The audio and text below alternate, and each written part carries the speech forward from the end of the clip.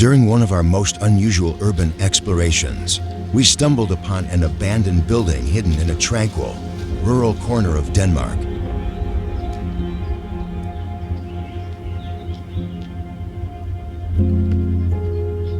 At first, it seemed like just another forgotten school, left to the elements like many others we've visited.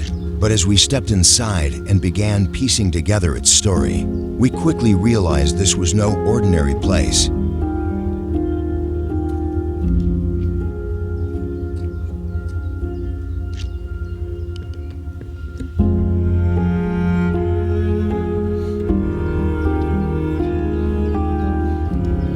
This was once a private Muslim school, an independent educational institution that, on paper, was meant to serve the local Muslim community by providing faith-based education alongside general subjects.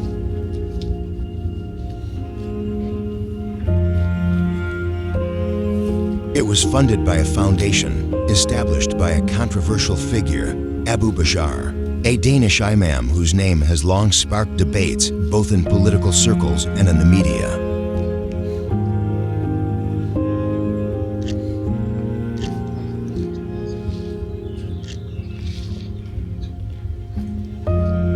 Known for his rigid interpretations of Islam and past associations that drew the scrutiny of Danish authorities, Abu Bashar's involvement alone made this school a subject of public interest.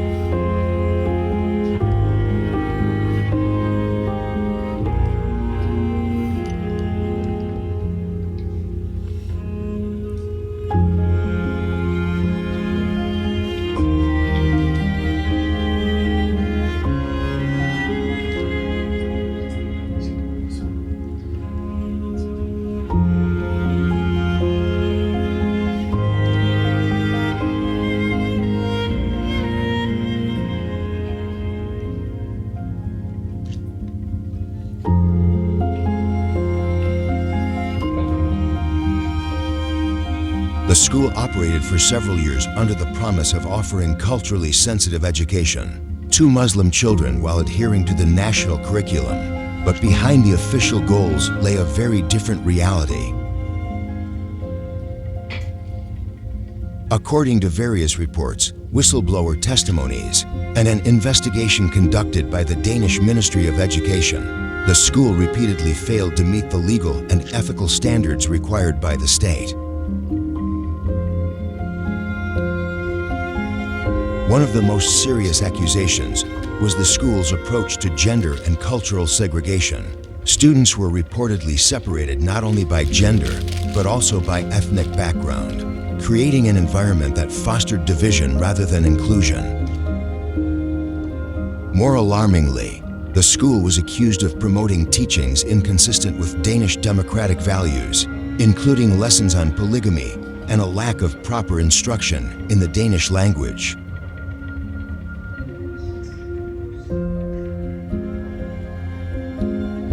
For a school receiving public funds, these were red flags that could not be ignored.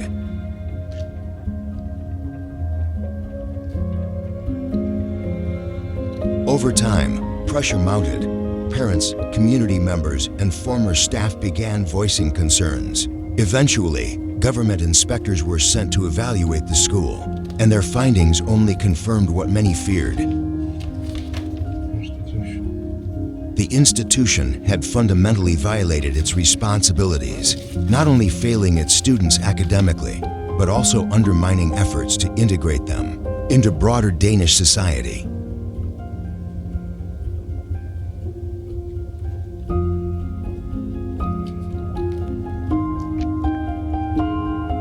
In 2019, the Danish government took decisive action. The school's public funding was revoked, and the facility was officially shut down. Since that time, the building has remained abandoned, a silent witness to a failed social experiment that left behind more questions than answers.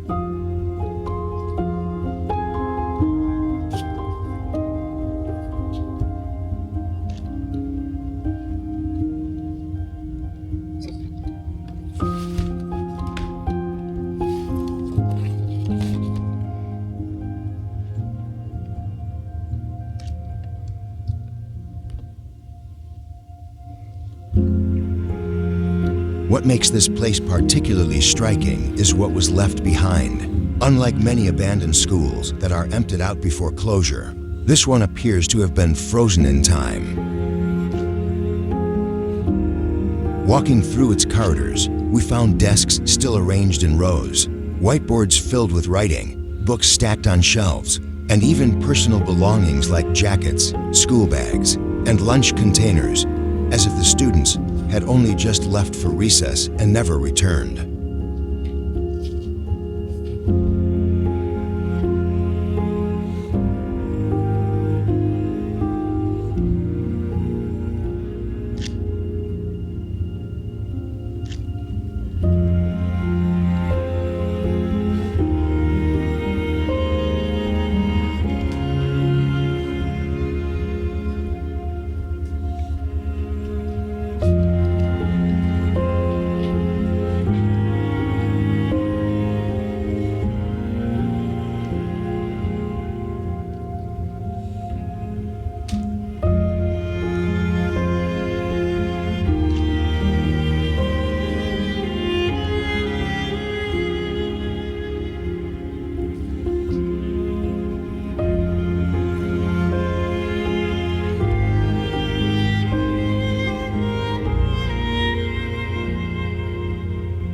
The surrounding area only adds to the surreal feeling.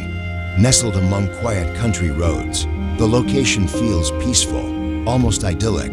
The birdsong, the wind rustling through the trees, the soft creak of an open window, all of it stands in stark contrast to the complex and sometimes disturbing history the school represents.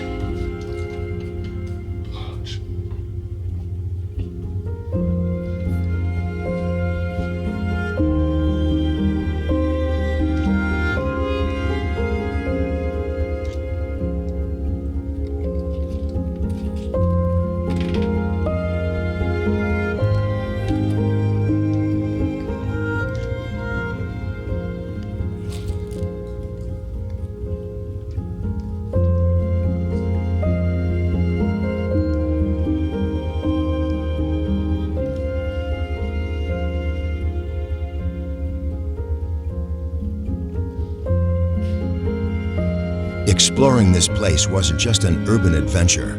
It was a deep dive into a real and recent chapter of Denmark's social and political landscape. It's a story about immigration, integration, cultural clashes, and the difficult questions that arise when education becomes a battleground for identity and ideology.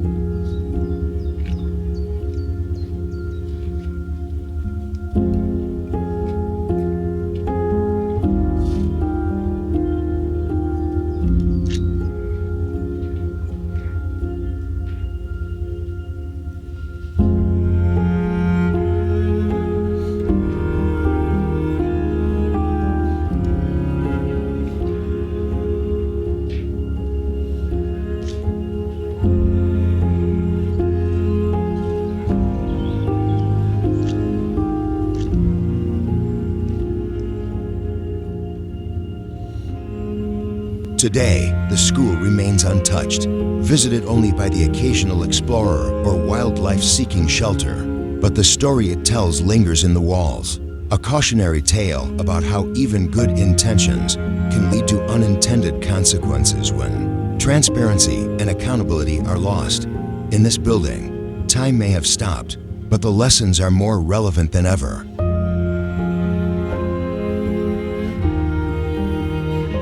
Thank you for watching. If you enjoy our videos, give us a like, subscribe to our channel, and leave a comment. It means a lot to us.